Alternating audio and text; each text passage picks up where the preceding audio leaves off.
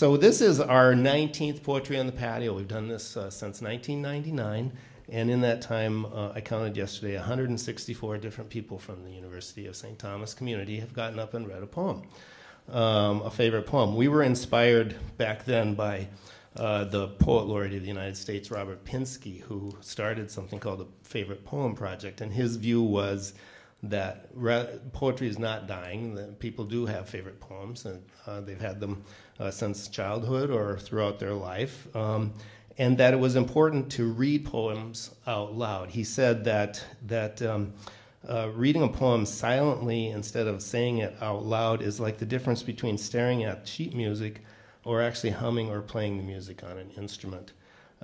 He said there is a special comfort and excitement people get from saying aloud words with a certain sound and in a certain order. By reading poems we love out loud, we can learn how much pleasure there can be in the sounds of words. It's as though saying the words of a poem aloud make one feel more able, more capable than in ordinary life. You can concentrate on the physical sounds of the words to a point where they give you an emotional or intellectual relief. You enter a different state. So that's what we're after today, a different state. So the way it works, you've all got a copy of the list.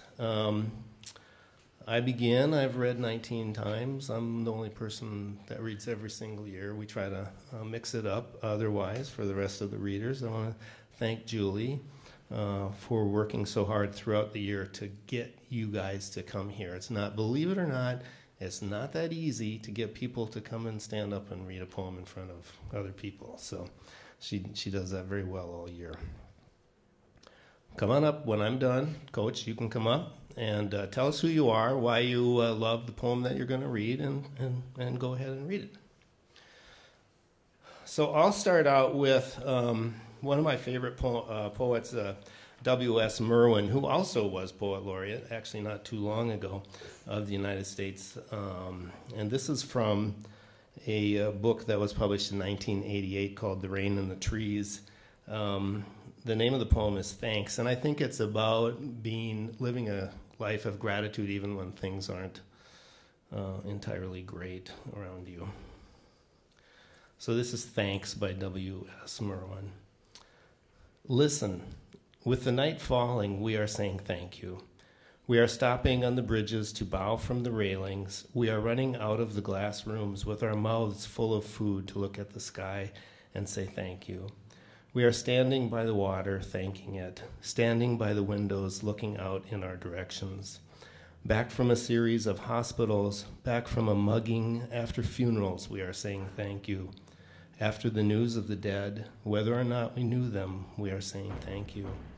Over telephones, we are saying thank you. In doorways and in the backs of cars and in elevators, remembering wars and the police at the door and the beatings on stairs, we are saying thank you.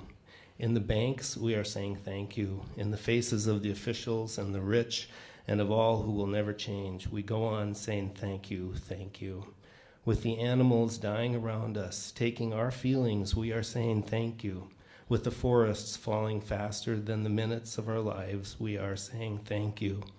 With the words going out like cells of a brain, with the cities growing over us, we are saying thank you faster and faster. With nobody listening, we are saying thank you, thank you. We are saying and waving, dark though it is.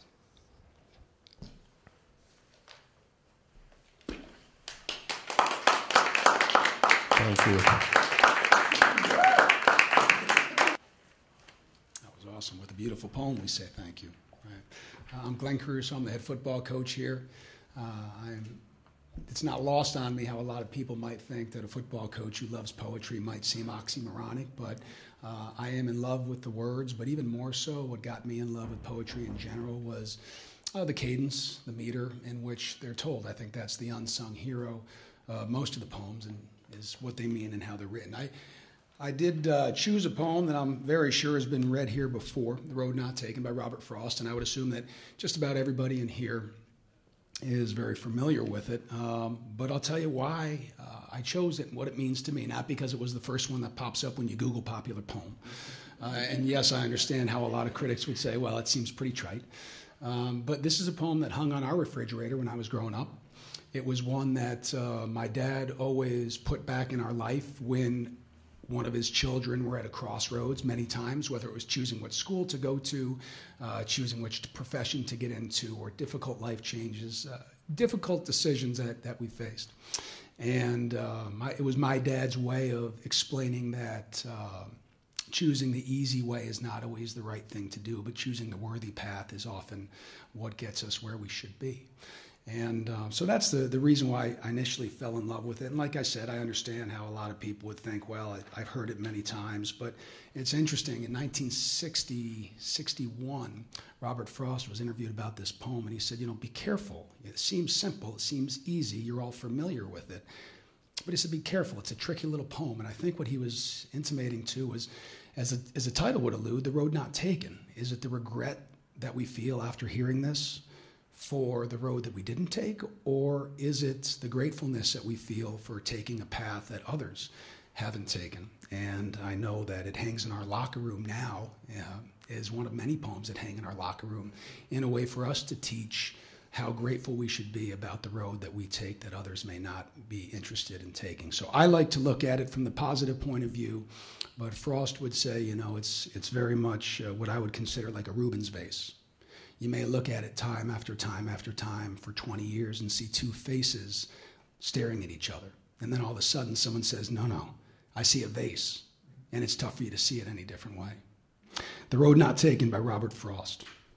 Two roads diverged in a yellow wood, and sorry I could not travel both. And be one traveler long I stood, and looked down one as far as I could to where it bent in the undergrowth. Then took the other as just as fair, and having perhaps a better claim, because it was grassy and wanted wear, though as for that the passing there had worn them really about the same. And both that morning equally lay, and leaves no step had trodden black. Oh, I keep the first for another day, yet knowing how way leads on to way, I doubted if I should ever come back. I shall be telling this with a sigh, somewhere ages and ages hence. Two roads diverged in a yellow wood, and I took the one less traveled by, and that has made all the difference. Thank you.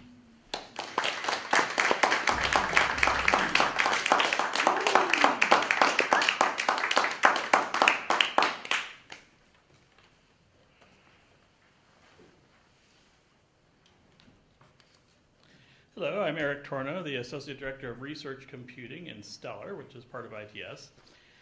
Stellar is housed in the basement of the library, and we're perpetually grateful to Dan and the library staff for hosting us. If you haven't been down to Stellar, come down and check out the virtual reality. It is truly beyond description. I'm going to read poems by three poets. The first is Emily Dickinson, and I love Emily Dickinson because of her deep insight into nature and existence. I think she's just amazing. So this is a preview of the poetry reading tomorrow, so act surprised if you go to that. My first one is called In a Library. A precious moldering pleasure 'tis to meet an antique book, in just the dress his century wore, a privilege, I think, his venerable hand to take, and warming in our own, a passage back or two to make to times when he was young. His quaint opinions to inspect, his knowledge to unfold, on what concerns our mutual mind, the literature of old. What interested scholars most, what competitions ran, when Plato was a certainty and Sophocles a man. When Sappho was a living girl and Beatrice wore the gown that Dante deified, facts, centuries before.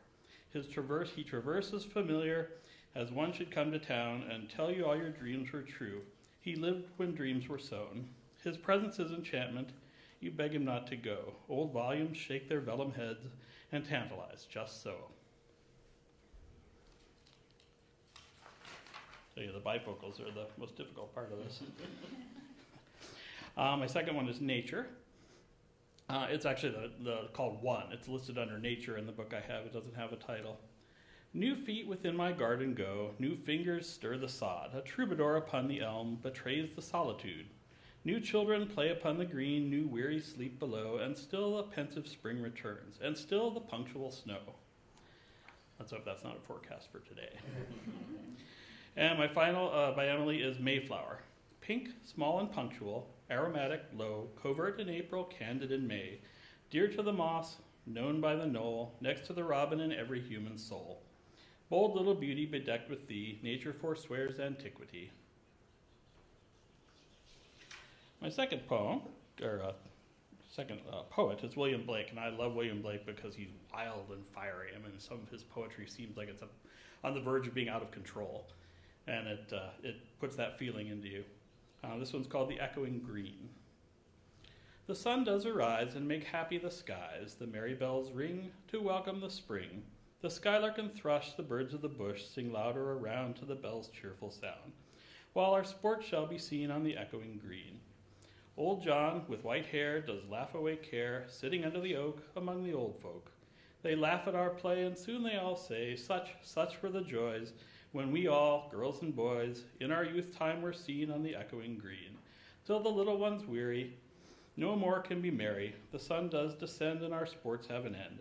Round the laps of their mothers, many sisters and brothers, like birds in their nest, are ready for rest, and sport no more seen on the darkening green. And my last two are by Richard Brodigan, who is an author from the 60s who combined gritty realism with absurd surrealism. It's very entertaining. Some of it is NSFW, so be forewarned. Not these, though. The first one is Adrenaline Mother by Richard Brodigan. Adrenaline Mother, with your dress of comets and shoes of swift bird wings and shadow of jumping fish, thank you for touching, understanding, and loving my life. Without you, I am dead. Sounds almost like a prayer. And the last one is The Flower Burgers. Richard Brodigan is funny, too. Did I mention that? This is actually a series of poems envisioning Baudelaire's adventures in San Francisco. The Flower Burgers.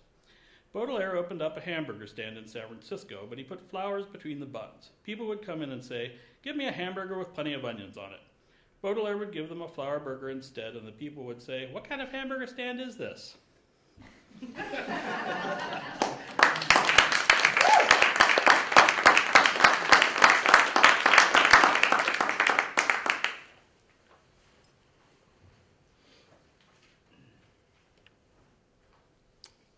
Hi, my name is Shawn Harris. I am the program manager for the Terrence J. Murphy Institute for Catholic Thought, Law, and Public Policy here at St. Thomas. I think it's the longest named department or institute here.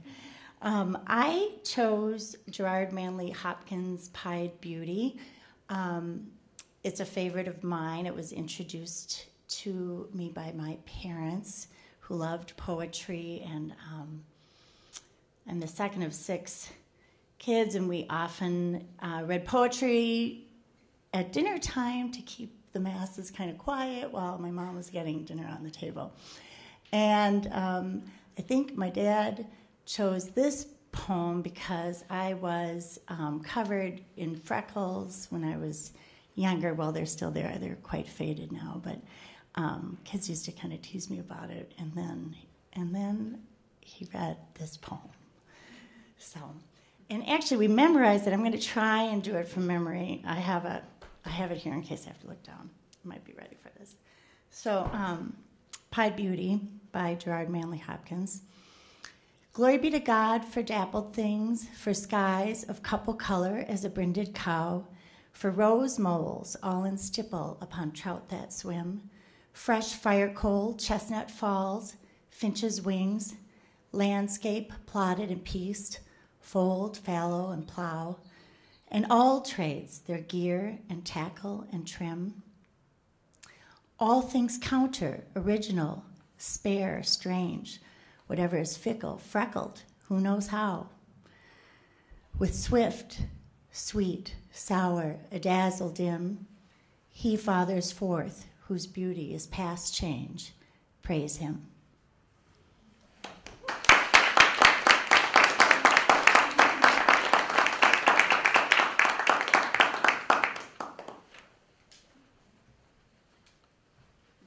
Hi, I'm Dave Moore from Academic Counseling, and I also teach an ESL English class. The first poem I'm going to read by Shakespeare, and I think is a great poem. There's a lot of meanings in this poem, but I think it really is about the power of poetry, so that's why I chose to read it today. Shall I compare thee to a summer's day? Thou art more lovely and more temperate.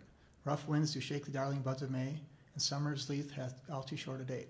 Sometimes too hot the eye of heaven shines, and often in his gold complexion dimmed. And every fair from fair sometimes declines, by chance or nature's challenging course untrimmed.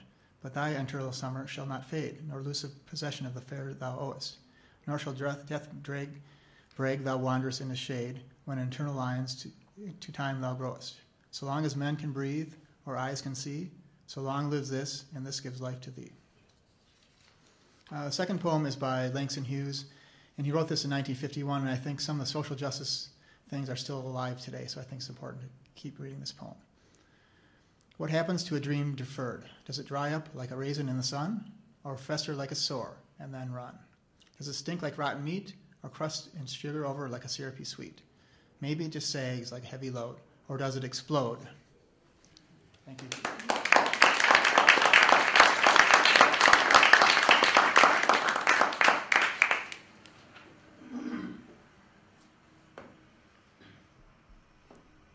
Hey everybody, my name is Gary Nachi and I'm the 3M Clinical Legal Fellow in the Community Justice Project, which is on the other campus if you guys are like, where the heck is that? It's in Minneapolis. And I'm actually not going to be reading Our Grandmothers by Dr. Maya Angelou. I'm going to be reading The Negro Mother by Langston Hughes. And I guess why I chose this one. So my family's of Nigerian descent. I'm the first generation, I guess. I know it's confusing because second generation you would think because my parents are citizens here, so first generation people say. But I've also always like read poetry by Black poets just to kind of connect more with people who I consider family, you know, generations lost. So this is a poem that I like. And it's kind of long, so we're gonna hang out for a little while. Okay. Children, I come back today to tell you a story of the long, dark way that I had to climb, that I had to know, in order that the race might live and grow. Look at my face, dark as the night, yet shining like the sun with love's true light. I am the dark girl who crossed the Red Sea, carrying in my body the seed of the free. I am the woman who worked in the field, bringing the cotton and the corn to yield. I am the one who labored as a slave, beaten and mistreated for the work that I gave. Children sold away from me. I'm husband sold too. No safety, no love, no respect was I due. 300 years in the deepest South, but God put a song and a prayer in my mouth. God put a dream like steel in my soul. Now through my children, I'm reaching the goal. Now through my children, young and free, I realize the blessing deed to me. I couldn't read then, I couldn't write. I had nothing back there in the night. Sometimes the valley was filled with tears, but I kept drudging on through the lonely years. Sometimes the road was hot with the sun, but I had to keep on till my work was done. I had to keep on, no stopping for me. I was the seed of the coming free. I nourished the dream that nothing could smother. Deep in my breast, the Negro mother. I had only hope then, but now through you, dark ones of today, my dreams must come true. All you dark children in the world out there, remember my sweat, my pain, my despair. Remember my years heavy with sorrow, and make of those years a torch for tomorrow. Make of my past a road to the light, out of the darkness, the ignorance, the light. Lift high my banner out of the dust. Stand like free men, supporting my trust. Believe in the night, let none push you back. Remember the whip and the slaver's back. Remember how the strong in struggle and strife still bar you the way and deny you life. Impel you forever up the great stairs, for I will be with you till no white brother dares keep down the children of the Negro mother. Thank you.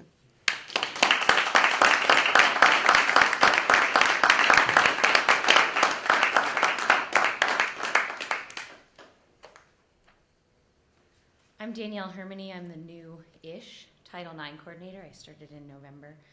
I chose two poems. One, I think, is representative of my perhaps past and profession, and one more my personal. So the first I chose was the To Be or Not to Be soliloquy from Hamlet, and the reason I chose that is because I'm an English major, and I had phenomenal English teachers in high school, and I always found poetry challenging, I think because I'm more impatient by personality and struggled to move slowly to unravel that meaning. And for me, Shakespeare really brought poetry to life. And I remember watching the Kenneth Branagh version of Hamlet and just feeling like poetry came to life. So my first. To be or not to be, that is the question. Whether 'tis nobler in the mind to suffer the slings and arrows of outrageous fortune, or to take arms against a sea of troubles, and by opposing end them. To die, to sleep, no more, and by a sleep to say we end the heartache and the thousand natural shocks that flesh is heir to. 'Tis a consummation devoutly to be wished. To die, to sleep perchance to dream. Aye, there's the rub. For in that sleep of death, what dreams may come, when we have shuffled off this mortal coil, must give us pause. There's the respect that makes calamity of so long life. For who would bear the whips and scorns of time, the oppressor's wrong, the proud man's contumely, the pangs of despised loves, the law's delay, the insolence of office, and the spurns that patient merit of the unworthy takes, when he himself might his quietus make with a bare bodkin? Who would fardels bear, to grunt and sweat under a weary life? But that the dread of something after death, the undiscovered country, from whose bourne no traveler returns, puzzles the will, and makes us rather bear those ills we have, than fly to others that we know not of? Thus conscience does make cowards of us all, and thus the native hue of resolution is sicklied o'er with the pale cast of thought, an enterprise of great pitch and moment. With this regard their currents turn awry and lose the name of action. The second poem I chose is called On Children by Khalil Gibran. I came across this in the past couple years, and I have small children, so it speaks to me, and as they grow and discover their own little personalities, it's a good reminder to me to let them be themselves. On Children. And a woman who held a babe against her bosom said, "Speak to us of children." And he said, "Your children are not your children. They are the sons and daughters of life's longing for itself. They come through you, but not from you. And though they are with you, yet they belong not to you. You may give them your love, but not your thoughts, for they have their own thoughts. You may house their bodies, but not their souls, for their souls dwell in the house of tomorrow, which you cannot visit, not even in your dreams. You may strive to be like them, but seek not to make them like you. For life goes not backward, nor tarries with yesterday. You are the bows from which your children as living arrows are sent forth.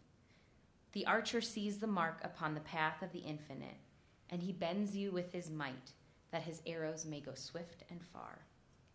Let your bending in the archer's hand be for gladness, for even as he loves the arrow that flies, so he loves also the bow that is stable.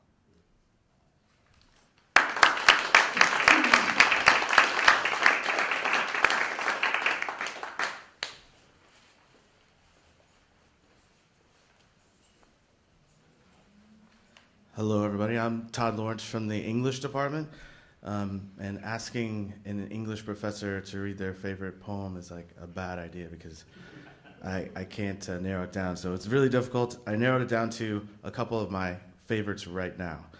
And these are two poets, two African-American poets who have won the Pulitzer Prize in the last 5 years. So the first one is by Gregory Pardlow.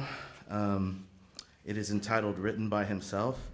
And that title is often or frequently the subtitle of slave narratives. So you get something like Narrative of the Life of Frederick Douglass, written by himself. So this poem alludes to the way that slave narratives often begin. I was born in minutes in a roadside kitchen, a skillet whispering my name. I was born to rainwater and lie. I was born across the river where I was borrowed with clothespins, a harrow tooth, broadsides sewn in my shoes. I returned, though it pleased you, through no fault of my own, pockets filled with coffee grounds and eggshells. I was born still and superstitious. I bore an unexpected burden. I gave birth. I gave blessing. I gave rise to suspicion. I was born abandoned outdoors in the heat-shaped air, air drifting like spirits and old windows. I was born a fraction and a cipher and a ledger entry. I was an index of first lines when I was born. I was born waist-deep stubborn in the water crying, ain't I a woman and a brother? I was born to this hall of mirrors, this horror story. I was born with a prologue of references, pursued by mosquitoes and thieves. I was born passing off the problem of the 20th century. I was born. I read minds before I could read fishes and loaves. I walked a piece of the way alone before I was born. And my second one is by Tracy K. Smith. This is a really, really, really great book. It's one of my favorite books of poetry right now.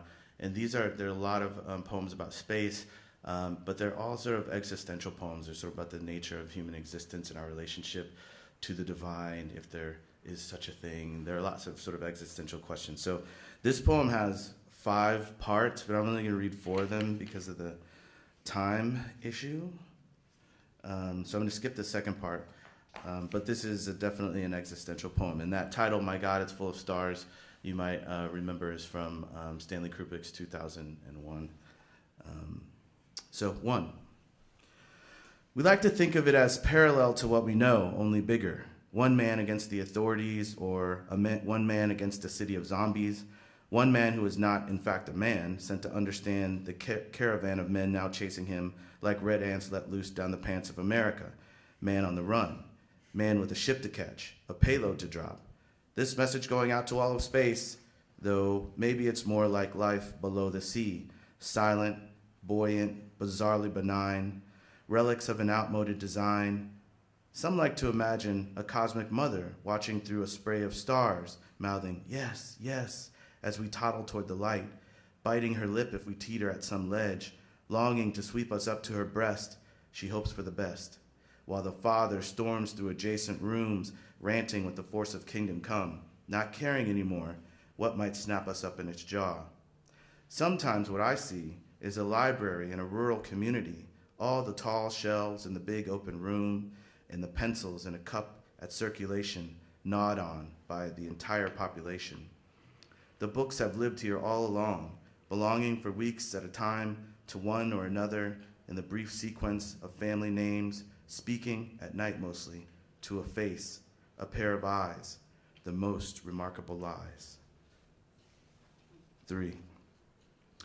Perhaps the great error is believing we're alone, that the others have come and gone, a momentary blip, when all along space might be chock full of traffic, bursting at the seams with energy we neither feel nor see, flush against us, living, dying, deciding, setting solid feet down on planets everywhere, bowing to the great stars that command, pitching stones at whatever are their moons.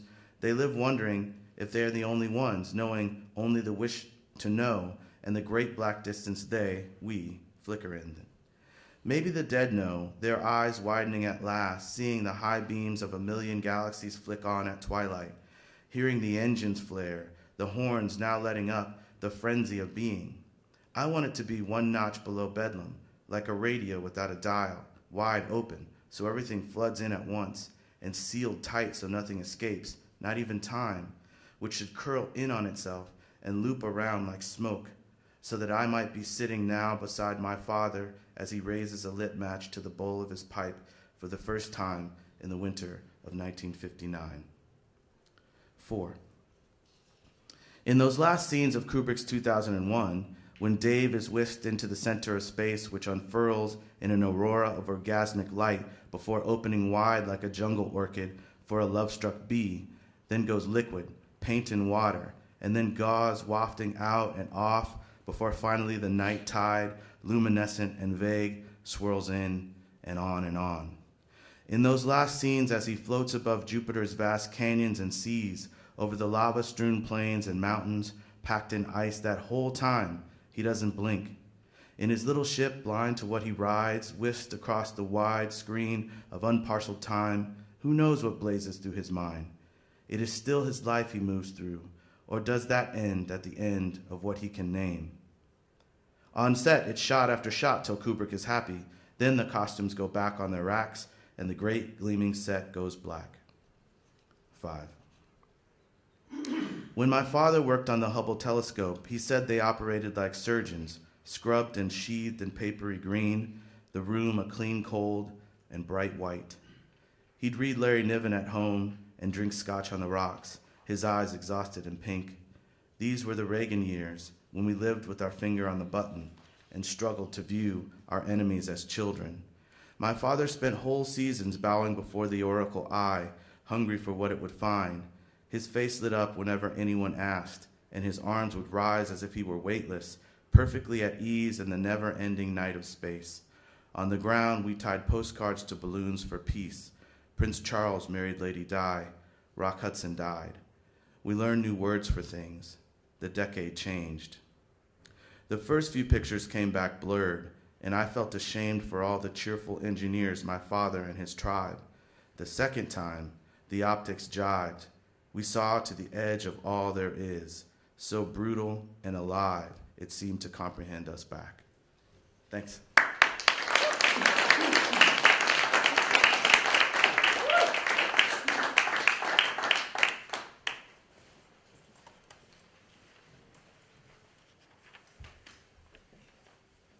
Hi, I'm John Heinz. I'm one of your librarians, and I'm reading a couple of poems.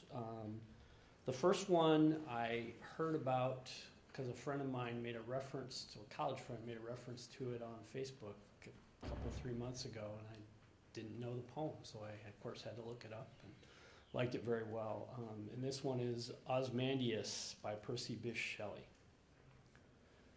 I met a traveler from an antique land who said, "Two vast and trunkless legs of stone stand in the desert.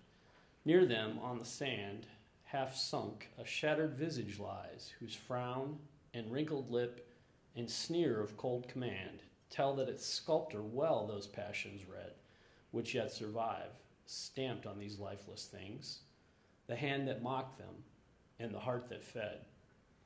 And on the pedestal these words appear, my name is Ozymandias, King of Kings. Look on my works, ye mighty, and despair. Nothing beside remains.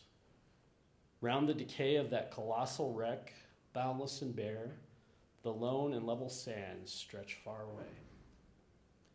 Now, before I read this, I figured, it'd be great to go out and see if I can find a recording of someone else reading it. I don't recommend this, because I found Vincent Price reading this poem, and it was amazing. So go look that up on the internet, because he'll give you a chill. The second one is Kubla Khan by Samuel Taylor Coleridge. I picked this. I've known this one for a while. I picked it because it's used in one of my favorite rock songs, Xanadu by the band Rush. I don't know if anybody knows that, but in an ideal world, I'd play the song and read the poem, but you can do that on your own. So Kubla Khan, or A Vision in a Dream, a fragment. In Xanadu did Kubla Khan a stately pleasure dome decree, where Alph, the sacred river, ran, through caverns measureless to man, down to a sunless sea. So twice 5 miles of fertile ground, with walls and towers were girdled round, and there were gardens bright with sinuous rills, where blossomed many an incense-bearing tree. And here were forests, ancient as hills, enfolding sunny spots of greenery. But oh, that deep romantic chasm which slanted down the green hill athwart a cedarn cover. A savage place, as holy and enchanted as e'er beneath a waning moon was haunted, by woman wailing for her demon lover. And from this chasm, with ceaseless turmoil seething, as if this earth in fast, thick pants were breathing, a mighty fountain momently was forced, amid whose swift half-intermitted burst, huge fragments vaulted like rebounding hail, or chaffy grain beneath the thresher's flail. And mid these dancing rocks, at once and ever, it flung up momently the sacred river. 5 miles meandering with a mazy motion, through wood and dale the sacred river ran, then reached the caverns measureless to man, and sank in tumult to a lifeless ocean. And mid this tumult, Kubla heard from far ancestral voices prophesying war. The shadow of the dome of pleasure floated midway on the waves, where was heard the mingled measure from the fountain and the caves. It was a miracle of rare device, a sunny pleasure dome with caves of ice. A damsel with a dulcimer in a vision once I saw. It was an Abyssinian maid, and on her dulcimer she played, singing of Mount Abora. Could I revive within me her symphony and song, to such a deep delight 'twould win me, that with music loud and long, I would build that dome in air, that sunny dome, those caves of ice, and all who heard should see them there, and all should cry, beware, beware. His flashing eyes, his floating hair, weave a circle round him thrice, and close your eyes with holy dread, for he on honeydew hath fed, and drunk the milk of paradise.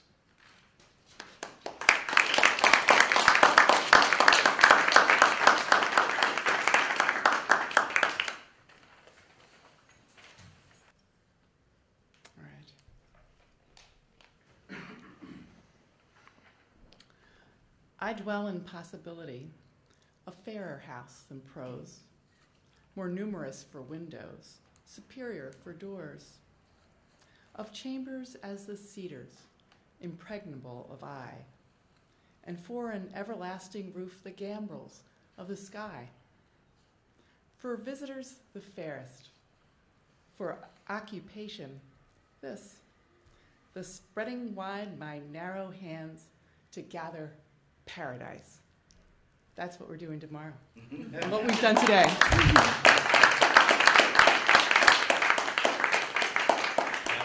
That was Eric Ashoyer from the English department. So, yeah, please come back again tomorrow. Thank you for reading so beautifully today. Julie, you are a casting director. I realize you cast this whole production and always do a very good job. Thank you very much. We'll see you next year.